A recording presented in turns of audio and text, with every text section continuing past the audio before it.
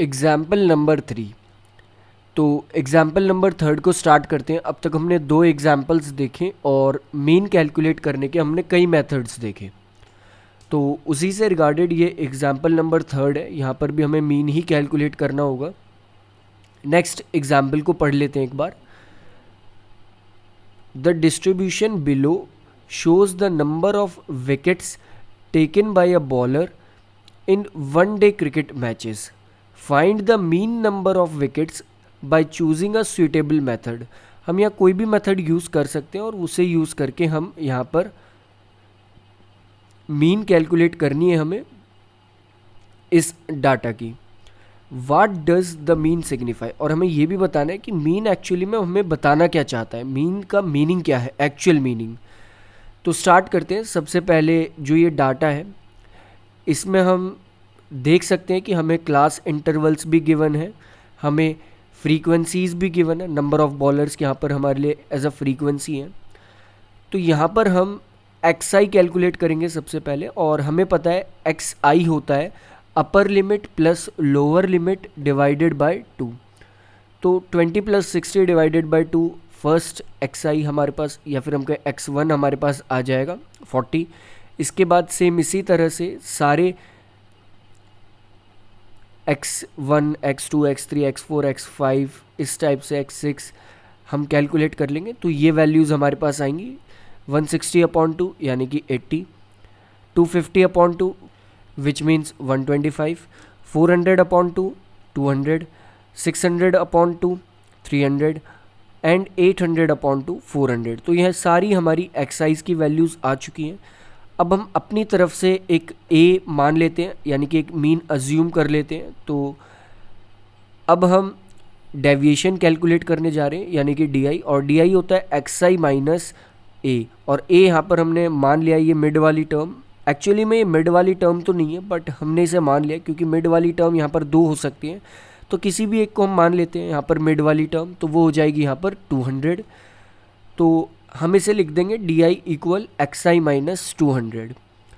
तो हमारे पास आएगा 40 minus 200 equals to minus 160, 80 minus 200 equals to minus 120, 125 minus 200 equal minus 75, 200 minus 200 equal 0, 300 minus 200 equal 100 and 400 minus 200 equal 200। तो ये हमारे डी आईज और we can say D1 D2 D3 D4 D5 D6 की values आ चुकी हैं। अब इसे जब हम क्लास के साइज से डिवाइड करेंगे तो यहाँ पर हम एक मेजर चीज़ इस क्वेश्चन में नोट करेंगे। हम ये देख सकते हैं कि यहाँ पर क्लास का साइज़ जो है वो कांस्टेंट नहीं है।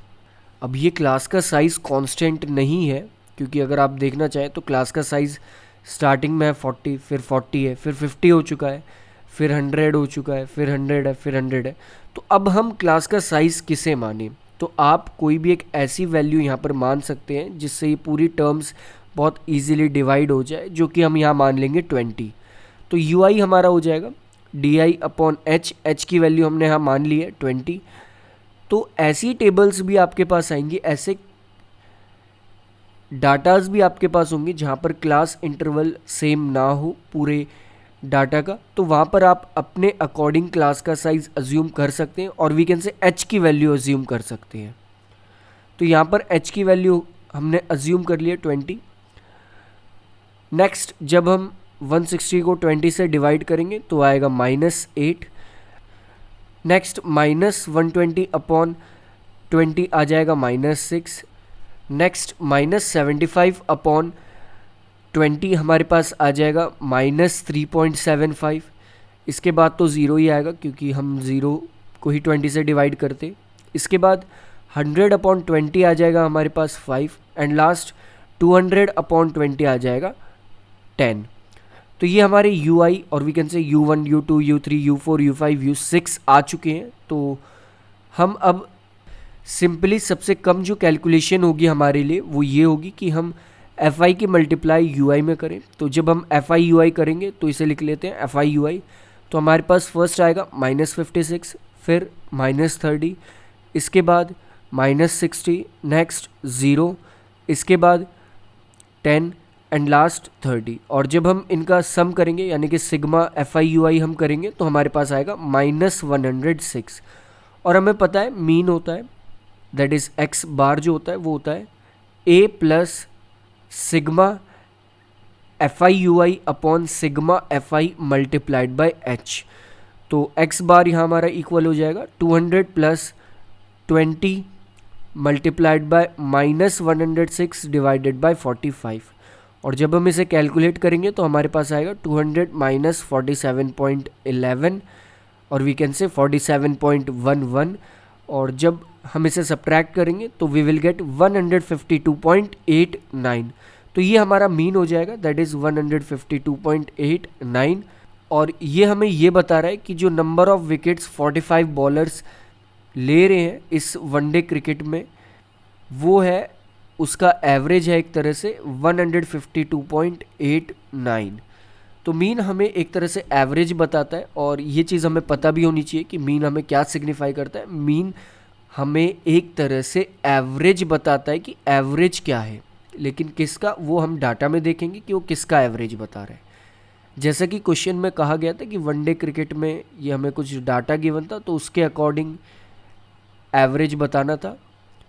नंबर ऑफ बॉलर्स यहाँ हम देख सकते हैं कि हमारा 45 आता है, दैट इज़ सिग्मा FI। और 45 बॉलर्स जो विकेट्स लेते हैं उसका एवरेज हमने यहाँ कैलकुलेट कर लिया है, वो है 152.89।